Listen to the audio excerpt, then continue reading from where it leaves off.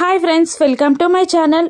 పిల్లల కోసం వెతుక్కుంటూ వచ్చిన అమర్ అడవిలో ఒక ల్యాండ్ మైన్ పైన కాలు వేస్తాడు. ఇక అప్పుడే గజమయూరి అమర్ని చూసి అమర్ మీద దాడి చేయడానికి వస్తుండగా అక్కడున్న ఒక కర్రని తీసి అమర్ తనపై గజమయూరి దాడి చేయకుండా తన నోటిలో గుచ్చుతాడు. ఇక కోపంతో రగిలిపోతున్న గజమయూరి అమర్ పైకి దాడి చేయబోతుండగా అప్పుడే అక్కడికి వచ్చిన బాగి అది చూసి భయంతో వణికిపోతూ అక్కడ ఉన్న మంటలో నుండి ఒక కర్రని తీసి బలంగా ఆ గజమయూరి మీదికి విసురుతుంది. దాంతో ఆ గజమయూరి దృష్టి బాగి పైన పడుతుంది. ఇక తన మీదికి వస్తున్న గజమయూరిని చూసి బాగి వణికిపోతూ ఉంటుంది. ఇక అమర్ తన కాలు ల్యాండ్ మైన్ పైన పడడంతో దాని నుండి కాలు తీసుకోవడానికి మట్టి